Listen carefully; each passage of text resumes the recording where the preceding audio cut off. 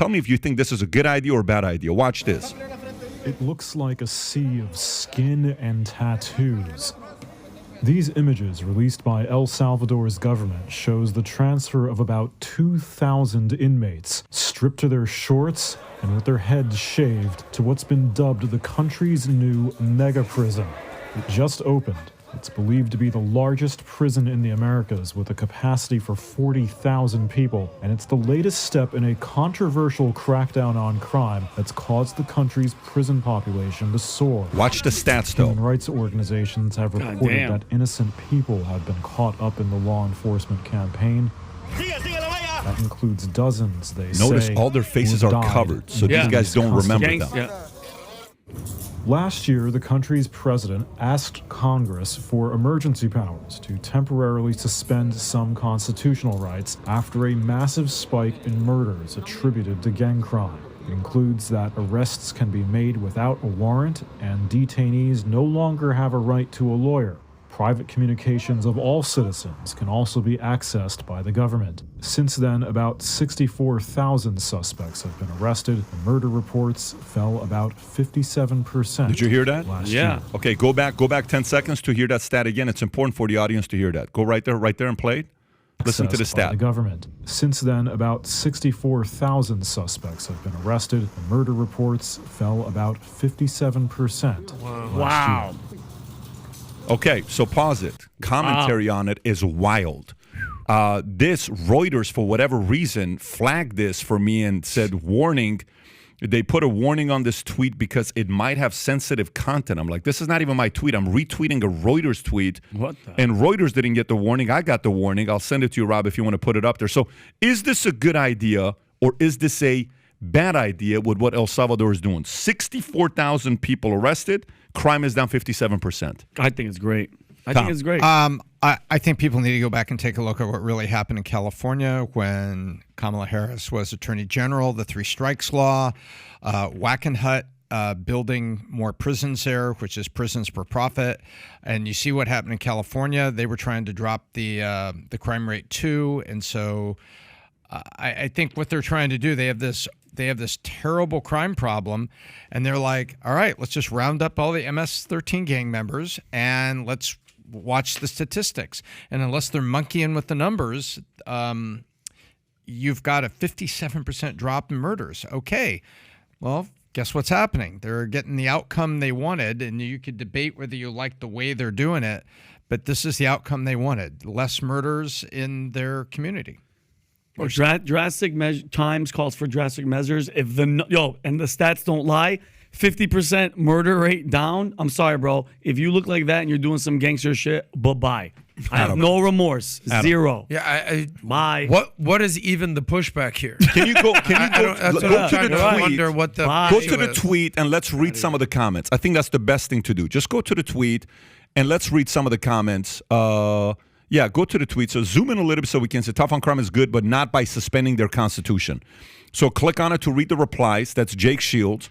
I agree. Okay, I agree. But at the same time, if you legitimately commit violent crimes, you forfeit your rights. The only area of concern is the judicial system being corrupt, innocent people being convicted. Agreed. Okay, let's read them. How many innocent people died because certain individuals weren't in police custody? Yeah. Go to the next one. I was in El Salvador before they were rounded up and your life was in danger every second you left your house. This is good, makes me happy. Citizens that want to just make a living. Focus on being harder on crime. Focus on punishing criminals. Focus on squeezing as many criminals in one place as possible can only lead to bad outcomes.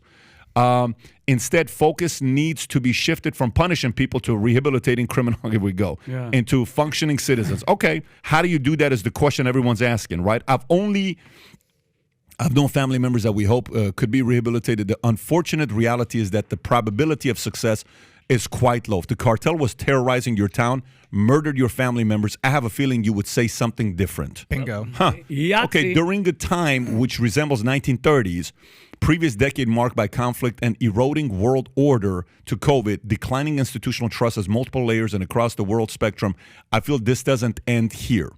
My mother is in-law is El Salvadorian. She grew up there and just went on vacation there and came back last week. She said she felt so much safer this time than any time she can remember. They could stay out and go to restaurants at night. She thanked God for it. Wow. I mean, this is the great thing about a platform like this, because you're seeing different sides and arguments people are making. Go ahead. Well, I mean, we say this all the time about the number one thing a mother is concerned is her kids.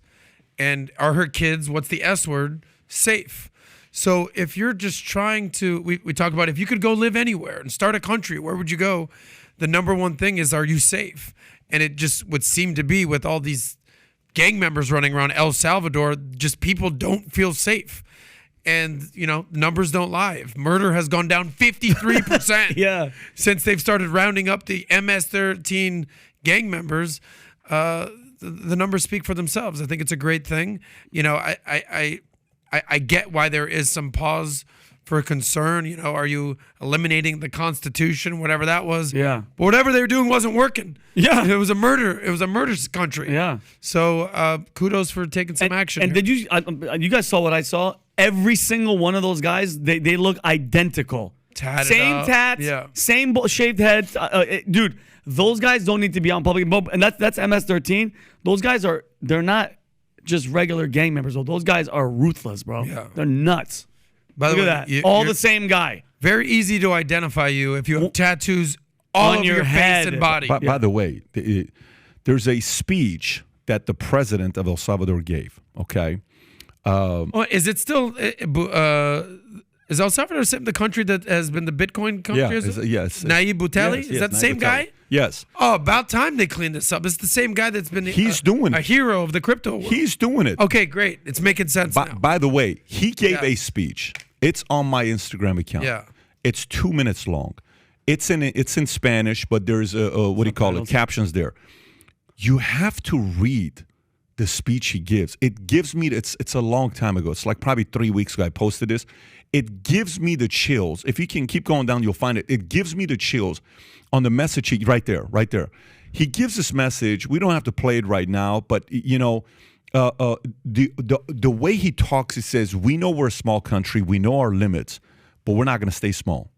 Okay? We're not here to just be another country in El Salvador. You guys think big. You guys have great things. We respect you a lot. We respect what you've done, but we want to be there as well. The guy speaks like a guy you want speaking on behalf of your country that's not apologizing. He's saying our crime is this. He's saying all this stuff, but we're going to get better and we're going to be a great country.